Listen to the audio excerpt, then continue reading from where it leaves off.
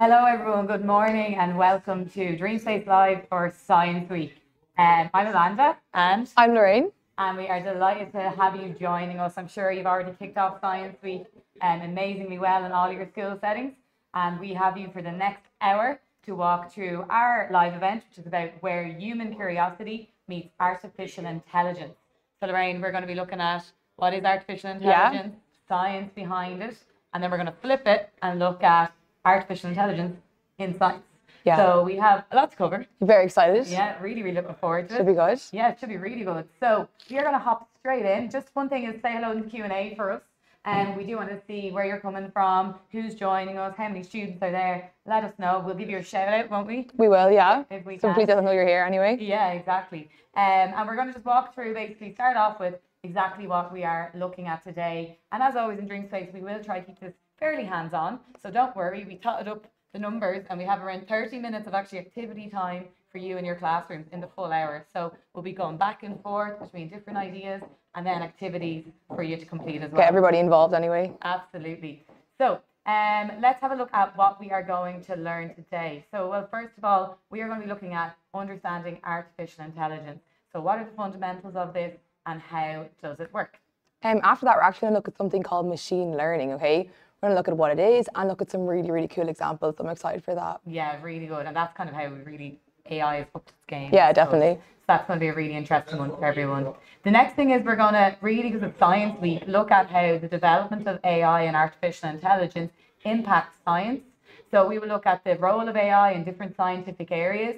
And then we are going to take a bit of a deeper dive then in on specifically how it works alongside something like agricultural science, specifically actually farming, which obviously is a big sector for us here in Ireland. Finally, what we're going to look at before we finish up is the ethics around AI and how we can have to be careful with certain aspects of AI and different ways to be careful with it. Yeah, exactly. So what we want to just go through now is why we're actually here across Science Week. What is it all about? So first of all, what is science? I suppose that's a good question. Yeah. I'm sure most schools joining us, because I think we've maybe majority secondary schools on the call. Look at science as a subject all the time. You'll know what it is. It's the study of the world around us. And generally that's through like observations we make. And then very often what we would associate a lot of science with is experimentation as well. Next, we're going to look at why does science actually matter in our everyday lives? Why are we spending so much time focusing on it this week?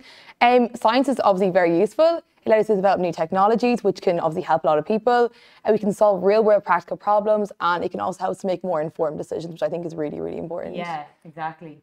Then we want to talk about, well, what's Science Week all about? Because this is a week that happens every year. We know Science Foundation Ireland run tons of events. Some of those events I'm sure you're seeing are in your schools, but they're also in things like universities. And then there's actually loads of public events. So you should take a look. You might be able to attend some of them with friends and family as well. And really it's kind of showcase how science is all around us and the impact it's having in our everyday lives as well. So let's look specifically at the theme of Science Week for 2023, Definitely. Okay? So this year's theme is actually what it means to be human in today's world, okay?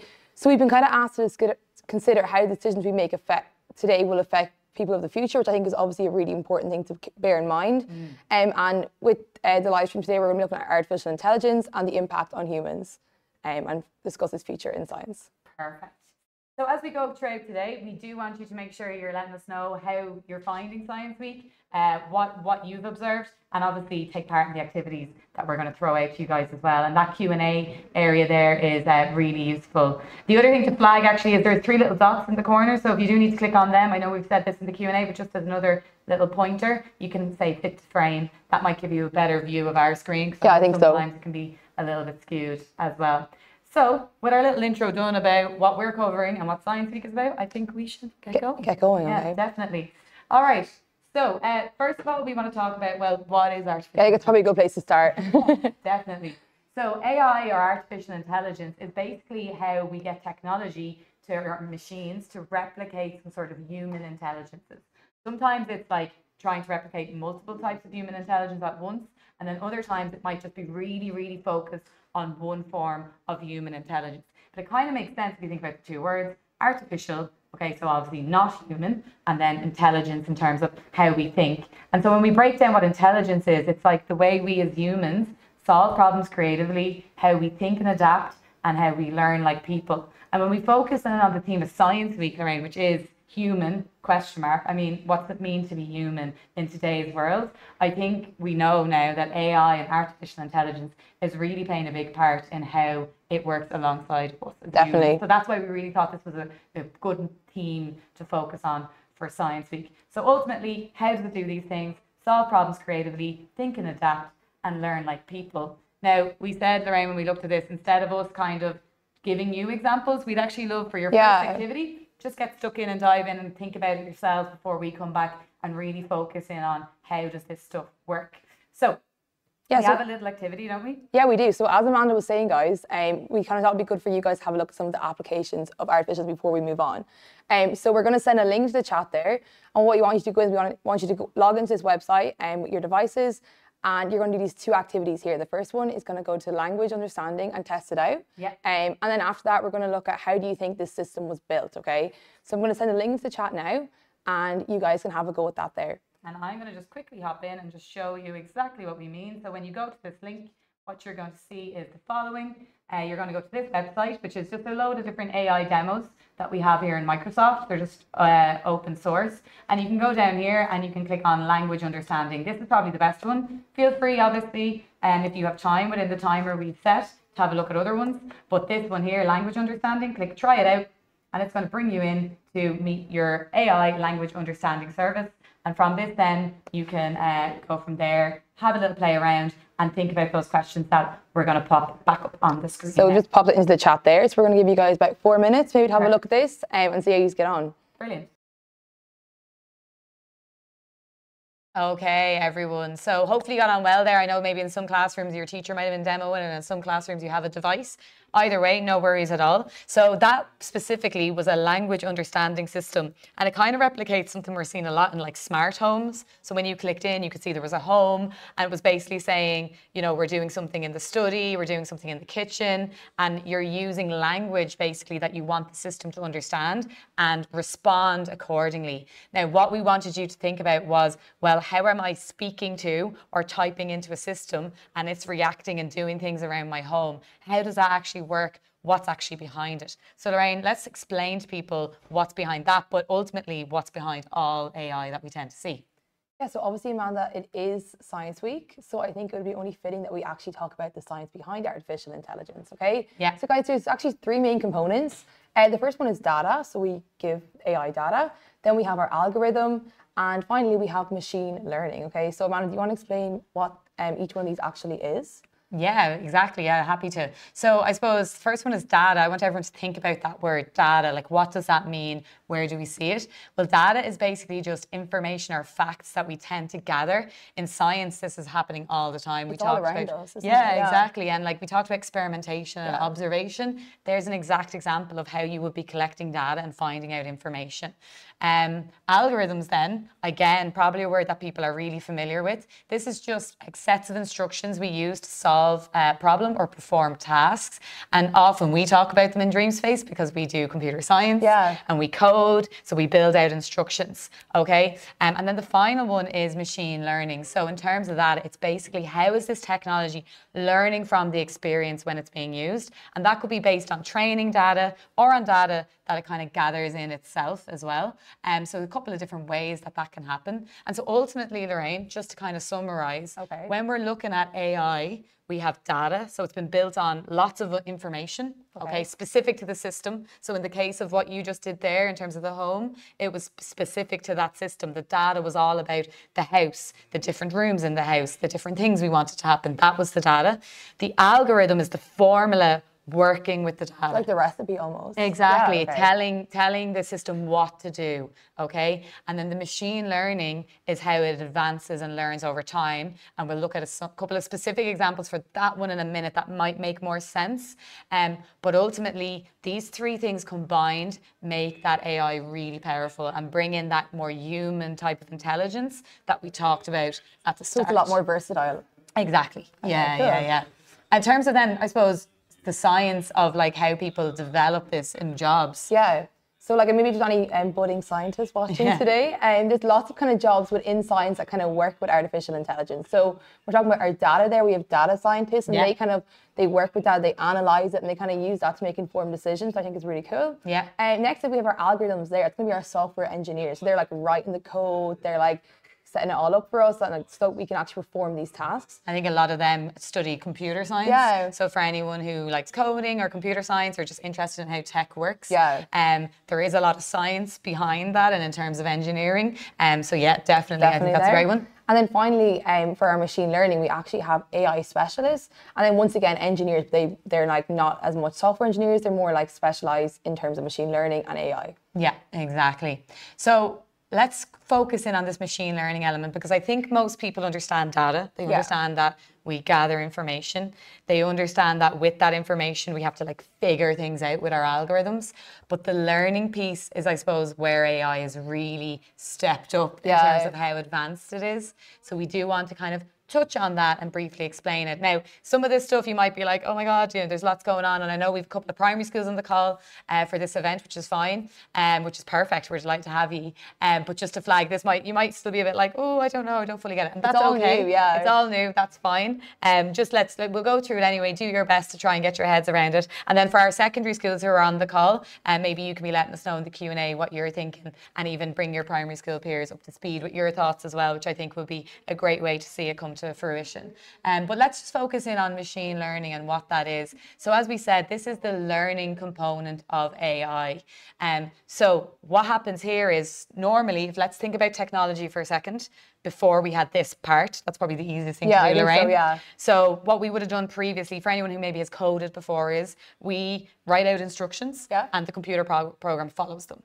And as AI was developing, there was still a little bit more of the human element where we were giving those really clear instructions to the program. But they were quite rigid, weren't they? Really rigid, yeah. And then even when we brought the data piece in, we were still being very clear about what we wanted the program to do with the data. Okay, so it was still quite, human focused and us involved. But when we develop these machine learning systems, what we're doing is nearly giving that AI a lot more of a brain, I suppose, because it's able to like learn from experience, which is like, if you think about it, what we do as humans all the time. Yeah, exactly. So we learn that if we touch something hot and it burns us, we don't do that again. So it can kind of make its own like informed decisions based off its past experiences almost. Exactly, yeah. And so it can be done through training data. So sometimes we as humans, we give it the kind of chance to learn. We train it up to understand what things are and how to distinguish between different things.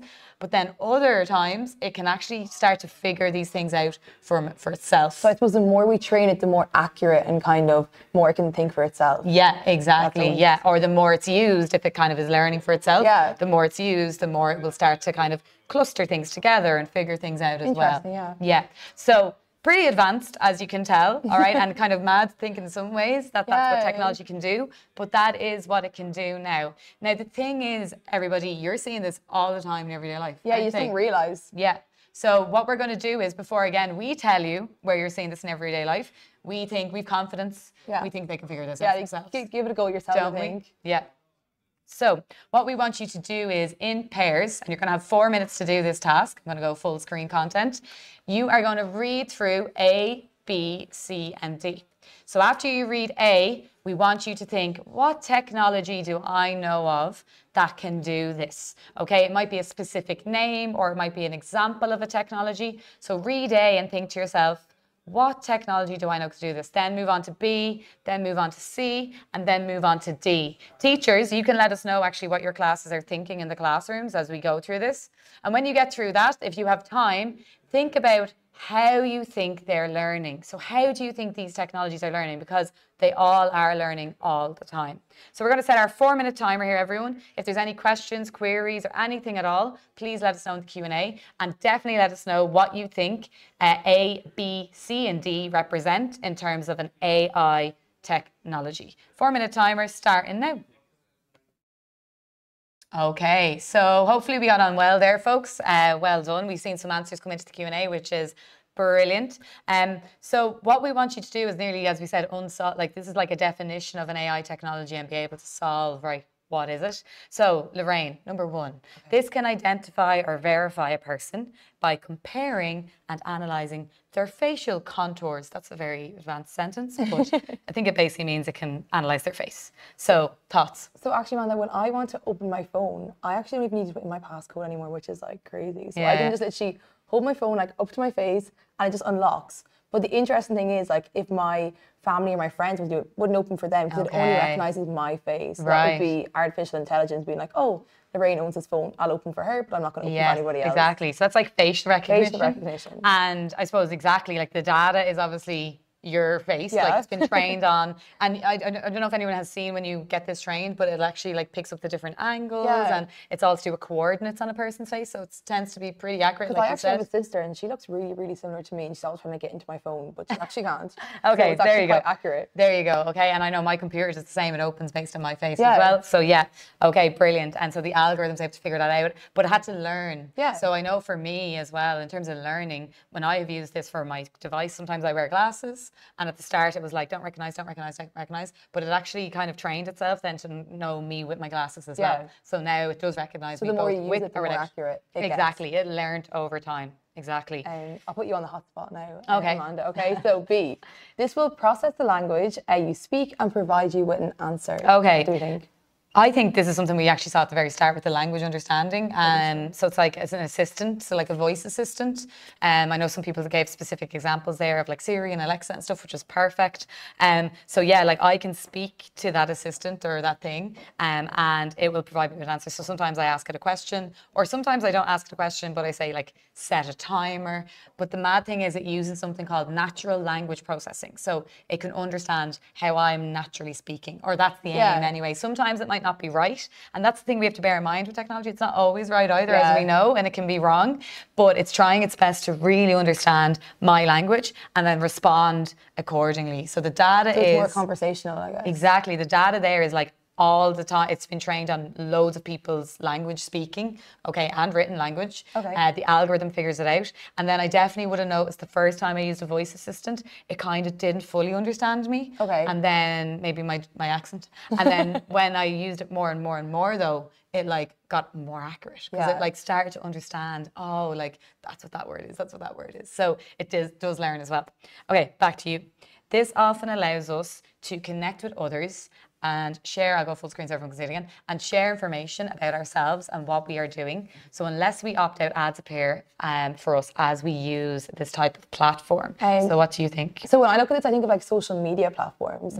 So I always find that when I'm like on different social media, depending on what I'm looking at and stuff like that, I get like tailored ads. So let's just say if I'm really interested in... Mine's runners. I'll give you an example. I was going to say shoes, Or yeah. I buy way too many clothes, and I could be like looking on like online shops, stuff like that. And then I see like I'm getting these like tailored ads, which are kind of like, I suppose, kind of luring me in a little bit. And then I always end up clicking on them and looking in the shops. Exactly. And like, so it is great. Like we have, I'm sure everyone has parents that are using these things and family members that are using these things. And it is great to allow us to connect with others. Exactly. But also we do have to bear in mind that we are leaving little nuggets of information about ourselves online. That's our little digital footprint in action.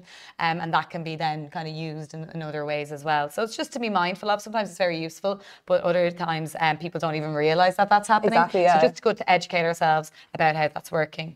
And then we had the last one. The last one there is saying this will recommend videos that it figures out you would like to watch, okay? So what do you think about that one, Amanda? Right, so for me, that's like any video streaming service. So if we want to watch on demand, TV, films, anything like that. Get recommended. Exactly, get recommended. I know we always talk about this in Dream Space, that Corey in Dream Space loves TV shows and TV series, and she doesn't really like watching films. And I'm the opposite. I like films. So her recommendations are all tailored around TV shows and series, and they know that she'll like. Mine's all tailored around films. It knows I like. And then within that, even it knows more accurate things. Like it knows I'm not a big fan of horror films or scary films or anything like that. So it knows, oh, we don't recommend that to that person because they don't like it. But it's that's mad, a really useful application. If you don't know what to do, like you don't want to watch, it's like, oh, there's a list of recommendations that are going to suit like me, which I feel like is a really good It application. saves time, doesn't it? Like kind of browsing through, being like, what is this? What is this? Like I'm it just really too does. indecisive. So it really, again, has learned about you as a user,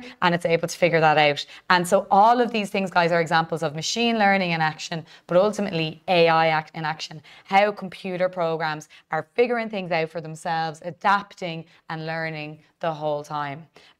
So that's a little bit about, I suppose, and it's a very quick whistle-stop tour, so well done for bearing with us so far, okay? But that's a little bit about the science behind AI. So those three things, like the data, the algorithms, the machine learning. We could spend hours on each of them, to be honest. Could, yeah. But anyway, we need to keep moving. And we want to now focus on the role that AI is now playing in science. So where are we seeing this happening in science? So, Lorraine, do you want to bring us through this? I will, yeah. So first one there is saying analyzing experimental data. Okay, I feel like analyzing sounds like a very big word. All it kind of means like looking at our data and kind of processing it a little bit, okay? So let's just say if you guys are doing an experiment in class, like you're doing measurements, you're trying to like figure out what your results mean, that can take us a lot of time, like to kind of look at that and like put it into a graph and like see like, is there any kind of connection between this data or like any trends? But AI can actually do this for us much faster and help us to understand our results better. Yeah. So that can be good for like experiments to get them done quicker, or to like get more use from the work. Yeah, exactly. Because like I know sometimes people see spreadsheets and it's just like numbers and everything there.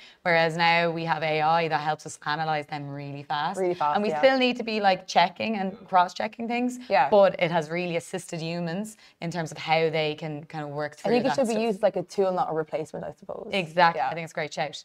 The second one then we want to cover is how it's used in healthcare or pharmaceuticals. So we have anything there saying there's even robot surgeons, which I think is mad. Yeah. But the really good example there is about how it can actually help diagnose diseases faster. So this is really, this is a really hot topic. It's actually something that I know some Irish hospitals have been doing, where they're training an AI system to be able to read kind of scans. So you might hear of people going to hospital and they get scans and things. And obviously when a scan happens, a lot of the time then it's up to the doctor to look at the scan and maybe spot, is there something wrong or what is wrong? And the thing is with our bodies, like, and we're talking about cells and how minuscule a cell is, like a human cell. Tiny, yeah. Tiny. And sometimes we don't actually see that maybe something's going to go wrong by the human eye, but AI can be trained so specifically that it's able to maybe pick up something from a scan that a human eye cannot pick up. And I guess, so this is why it'd be really useful. And I guess, say, based off what you were saying earlier, maybe the more patients, the more studies that like the machine looks at, the more accurate it gets, whereas like a doctor can't see like thousands of patients kind of at once. So it's like you're more creating like that data bank. Exactly, exactly. And I know there's definitely Irish hospitals and doctors that have been training similar systems. So in terms of machine learning, they've been doing the training data in terms of pointing out things. And it's not that we're replacing the doctors, obviously. No. I definitely don't want that. But it's basically that it will assist them in finding things faster and ultimately really trying to help people and kind of support people if they're ill at a quicker pace. That's what it's about. AI has been doing great things and making great advances. Yeah. Once it's trained properly and we do the right things. We'll talk about that later. So third one then. Finally, guys, we're going to look at agriculture, okay? So we can actually use AI to like monitor crops, look at like soil quality, and even now like global warming is kind of a big issue now. Farmers look at like different weather conditions. Maybe they're not the norm they would have expected in previous years, so it's kind of hard to look back on old data banks. So we might need to use AI and use like satellites. Everybody has like a drone or like sensors which can kind of pick up like say heat maps or look at like satellite conditions, stuff like that, and it can really help make, I suppose, farming more like sustainable and more conservative, which I think is really, really, really useful. Brilliant, yeah. And we wanted to specifically dive into this one because we just think, I'll go full screen here for a second, we just think it's really a really useful thing to kind of see this in action. All right, and we obviously can't do them all. We can't do, we don't want to do a big data analysis for an experiment. We can't do a body scan, but we can give you a really good example of how AI is used in agriculture and this kind of idea. And it's through a program we have in Microsoft called Farm Beats, which is being utilized around the world in different farms. But instead of us explaining it, what we want you to do is we're going to get you to watch a video in your classrooms. We're going to pop a link into the chat window. I'm going to just go back up here now, and it will bring you to this page. So teachers, we're going to send you to Edpuzzle. You're not going to need to log in or anything. This is a preview link. It should work absolutely fine. As you go through the video, there are 3 stops. So for teachers to know, the video will automatically stop at 3 points. And on those 3 points, a little question will pop up. We just want you to have a little class discussion about what you've just seen in the video kind of up to that point. So make sure everyone watching the video really tune in. It's only a couple of minutes long, but there are little questions for you to think about at points throughout the video. As you can see on our screen, we figure this is going to come in at around 7 to 8 minutes by the time you watch the video, and then you do those pauses as we've indicated. So the link has gone in there now, teachers, for you. Hopefully that works out fine. If you're having any issues, please let us know. And a reminder to take photos, if you can, of how everyone's getting on. Share on #ScienceWeek, #MSStreamSpace, and then we'll talk to you in 7 minutes' time. Good luck. See you then. Okay, everybody. Now, I know we just sent the YouTube link into one classroom there. I think it was having issues. So if you want to hold off on that, that's okay, because I know we're going to be, you probably have 2 different sound things going on now, but hopefully not. And you can watch afterwards if that's all right. And we'll just explain what it is. We hope you enjoyed those kind of 3 stop points as well. I think it's good just to take the time to pause and be like, okay, what did we actually see there? What's happening there? And some of the questions were probably a little bit advanced again, but we really just want to get you thinking about these things. You don't necessarily need to know how it all works inside out. I actually don't think I even know how it all works inside out. I was getting a bit of an intro today. Yeah, exactly.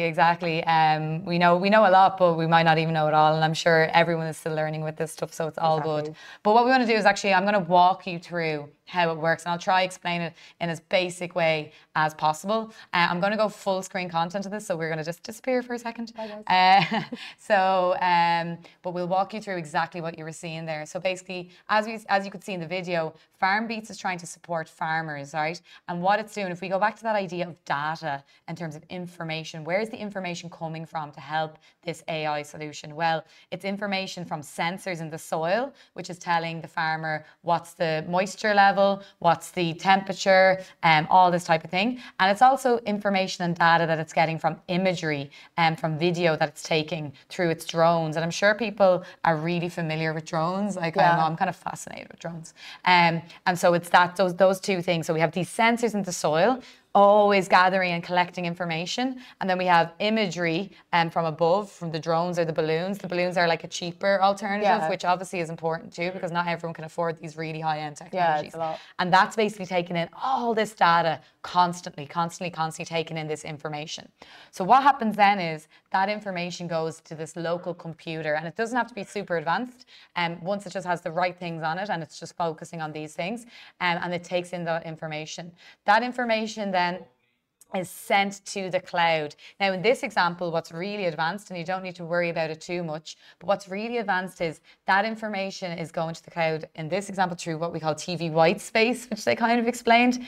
I'm not going to go into that, but basically in areas where there's no broadband, which actually is a common thing around Ireland still as well, in areas where there's no broadband, there's a really clever way where you can kind of create this connection through this empty space used from like TV lines, and it's called white space. Yeah, so this technology in rural areas is really useful, because if you can't have broadband, we can actually utilize this thing called white space instead. There's a couple of areas in Ireland trying this out, which is actually really interesting. I guess I suppose like farmers and stuff like that, they're actually mostly based in the countryside, so that could be more the areas that like there mightn't be Wi-Fi connection points, so I feel like that's a really good addition to that. Yes, exactly, yeah. Sorry, I'm going to skip back in here. And then I'm going to go full screen again. So yeah, so then we have the TV white space sending it to the cloud.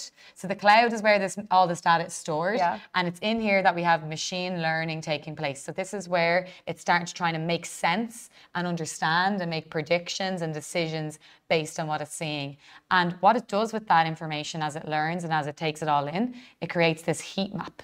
And that's basically going to send to the farmer. This is the thing the farmer understands. So the thing you need to remember here is we don't need the farmer to necessarily understand everything to this point. The farmer just gets these things given to them, they set it up. The farmer just needs to know that stuff is working, and then the heat map is what they'll use. So all that stuff in between, that's up to kind of the engineers and all of us to design and make it work for the customer, which is the farmer in this point. But the farmer gets this heat map, and it's going to show, right, that area of land, you know, moisture in the soil is really low, that needs irrigation or watering, that area is overwatered or is fine, you don't need to touch that. And so this is what the farmer is then using to really inform their decisions. Do you think this actually would work? Yeah, so actually, interesting enough, my dad is actually a farmer. And he like has tillage, just kind of like planting crops in the soil. And like for him, it's really important, like, is the soil like fertile enough? Does he need to apply more like fertilizers? Is the soil going to get waterlogged? Like what kind of is making it up? And then also, I suppose, if he's like planting crops, what's the weather going to be like in like 2-3 months time? And I suppose kind of like the drone technology, all this stuff coming together would help him make a more informed decision about what he's planting, like when he's going to cut it, like stuff like that. Amazing. And then I think in turn that will make his work more efficient, and he'll be more conservative, which I think is a really, really useful tool. Yeah, I think that's really I think he'll be happy with that We one. need to get your dad set up the farm bees. We need to get him the kit. That's so it. like farmers can actually buy these as kits and then use them. And they're being used worldwide, even in areas, even in third world countries, believe it or not. Yeah. Because that TV white space idea, even though they don't need broadband, they can set it all up to work. And because of, unfortunately, climate change and stuff, we are seeing more challenges around this type of thing. So again, it's just a really useful way where we can see the AI in action. I think that it's so accessible is also great, which is really good. And Yeah. then, guys, so far we've been looking at like how AI can be used as a tool, all the positive aspects it can be used like in healthcare, in agriculture, in analysing experiments. Obviously, it's a really, really useful tool. But I think what's also important to be mindful of is that it can also be used on the other side of things. So here we have tool or weapon of a hypothetical question. So we actually don't have time to do this pair work activity together, unfortunately, but you can maybe do it in your own time, maybe after today. We're going to give a couple examples, aren't we? Yeah, we're going to give a few examples. What we're actually going to look at, guys, is something called deep fakes, okay? You may have heard of this before, you may not have. But basically what it is kind of being able to generate like fake, say, images or videos of maybe like celebrities or basically anybody. And they can actually be very, very lifelike, but they're made, like generated using AI. Okay. So I think that's probably why it's important, like nowadays, to be kind of mindful where you're getting your news from, to kind of use with your logical thinking. Does this make sense? Would this person actually say this? And not just take everything you like maybe see on social media platforms, stuff like that. And cross-check. Yeah, really. definitely. Like, don't just trust one source. Even if you think that source is accurate now, I cross-check everything. You have to be so careful these days. Yeah. So maybe what we might do as an activity, Amanda, I think could be good. Yeah, definitely. We might shorten the time to 1 instead of 2 minutes. Maybe 1, yeah, we'll do like a power kind of. We've only 10 minutes to go. So if you have a look here, we have 2 images on the screen. And you might know Barack Obama, former president of the United States. One of these pictures actually is not real, okay? So this is actually taken from a speech where Barack was saying something, I think it was maybe something possibly controversial that he probably wouldn't have said, but it was kind of put out on social media and kind of got shared around. So one is real, one is not real. So maybe if everyone wants to try figure out which one they think is the deep fake. Is it purple or blue? Purple or blue, which is deep fake and which is real. We'll give you like 1 minute there and then we might see what everyone thinks. Yeah, definitely.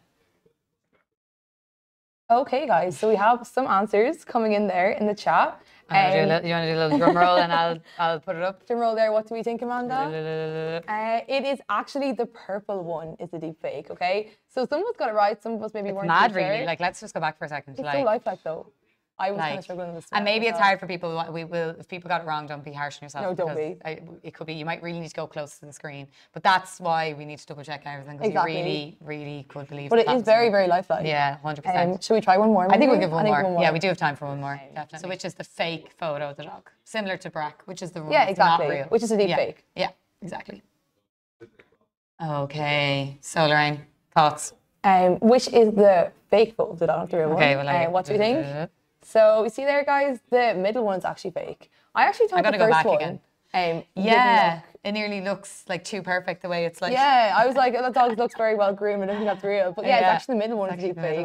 Yeah. So that was kind of tricky enough. Yeah, definitely. So that's one kind of, I suppose, way we are seeing AI being more like what we say, like weaponized or used for the wrong reasons, which is a pity. And then the other thing we need to consider about AI that's really important is when should it be used and when shouldn't it be used. And that's why we really are like passionate about making sure students are educated on this, because you guys are the future. You're going to be coming in and inheriting a kind of a working world and even in your like normal everyday life where AI is used. And therefore it's really important you use your voice and say, well, I think, you know, it's great for these reasons, but then it can be dangerous in this way and we need to be careful. So it's really important to like share your opinions and think about these things. I suppose, about it. Yeah, because there are different ethical issues with it as well. Exactly. So we're probably going to give around 4 minutes to this. I've said 3 there, but we'll see. That was meant to be like 3 for each. So what we're going to do is we want you just to have a very quick vote in your classrooms. We've said debate, but obviously you don't have time for a debate. You can maybe do a debate after the event ends, but to get us done at 11 a.m., we're going to just keep moving. We're going to put a statement up on the screen, and in your classrooms, we're going to give you 2 minutes, first of all, to vote on if you agree or disagree with the statement,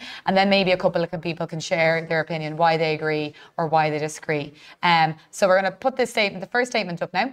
That is AI So the technology AI should replace human judges in trials. So 2-minute timer starting now. Have your little votes and discussions in your classroom. Okay, so intrigued to know. Let us know in your classrooms, teachers, again, what your thoughts or what the voting breakdown was. Sometimes when we do this in Dreamspace with students, I then say, what if we replace the word, or sorry, what if we, I'm after you substitute the word replace with assist? So AI should assist judges, and then that kind of gets another debate going. So the idea of the tool instead of replacing it. Yeah, it's a kind of interesting one. But yeah, interested to know what you guys think. With all of these ones, I can see pros and cons of everything, which is why I actually like the debate, because people actually then listening to other people's opinions kind of helps me. I think so, yeah. Okay, so the next one is we want you to have a vote on is self-driving vehicles should be the only vehicles on the road. So obviously self-driving vehicles are cars, and they're basically built on AI, the use of sensors and all that. We're saying they should be the only vehicles on the road. Have a vote and a discussion why or why not this should be the case. Another 2 minutes. Okay, so again, let us know what you think about this one. And these are just 2 examples, and we have lots of other examples where you can kind of really think about, well, if this is how AI is going to be used, why should it be used this way, or why shouldn't it be used that way? And this is why it's really important when we talk about science that we have people who are scientists in these areas. That understand it, I guess. Exactly, and that goes across all the areas that we talked about at the start. We need people in data science who are making sure it's trained properly and are considering all the data. We need people who are doing the computer science aspect. We need people that are looking at the learning aspect. So science and scientists are going to be so important in terms of how this whole area is shaped going into the future, and obviously how it's going to be supporting humans when we think about that theme of Human for Science Week as we go forward as well. So everybody, great work. We've 2 minutes to wrap up. I want to thank everybody. We were delighted. Like that went like so quick today. Yeah, and we had great Q&A happening as well. Our last little thing is our little call to action for everyone to make sure that you know that you can be involved in how this technology is shaped in the future. And we need every type of people. We need people who are strong, have strong ethical principles, like are able to say, like there in the debate, what they believe, what they stand for, and back that up. We need people from all over the world that reflect the diversity and the amazing diversity we have in the world. And we want our technology to be reflective of that, so that it isn't maybe more biased because it's only shaped by one population of people. And we want as well that we have it like multidisciplinary. So what we mean by that is you might think, oh, I'm more into like art or like history and stuff, but we need all those skill sets and those people as well involved. Even the creative aspect of AI as well. Exactly. Yeah, it's so important. So basically we do need everyone, and you can definitely play a role in this into the future. So do keep learning with us. A couple of things we want to make sure you know about, especially your teachers. Please make sure you get our newsletter. You can scan the QR code there. Ooh, I'll kind of move out of the way. I'll move my chair out of the way if you want. And that will actually help you get onto our newsletter, which will have all the upcoming things. Actually, everybody, in January, we have a new series of Dreamspace TV, one for post-primary schools and one for primary schools. And it's kind of a lot more hands-on activities around AI, which will be really useful in like understanding it, putting those skills about data and algorithms and machine learning more into practice than we got time to do today. Get a bit deeper into it. So please, teachers, make sure you get our newsletter, because that's going to be coming out to you in collaboration with RTE, and that will be launched in January, and that's for post-primary and primary schools. And then lastly, obviously, make sure to stay tuned. We have lots of live events that will be coming across into December. But just to wrap up, thanks so much for joining us today, guys. I hope you all enjoyed as much as we did. I think it was like, interesting stuff. So what we say to you is, let us know how you got on today using the hashtag #MSDreamspace. Yeah. So we can see how you're getting on. And thanks so much. Hope you enjoy Science Week. And there's going to be some cool activities. And that's all from us, I think. Oh, and I forgot one thing. Tomorrow we are hosting Science Week live from MS Dreamspace. I'm very excited for that. Yeah, so on that DS upcoming link that we had a second ago, I'll go back to it. Please make sure you are registered for that. We are super excited. How did I forget? It's busy downstairs. They're actually setting it all up at the moment. It's going to be amazing. This whole science show coming from Dreamspace tomorrow for primary schools. So we hope to see you all again then. But until then, thanks so much, folks. Take care. Have a great week. Bye, guys.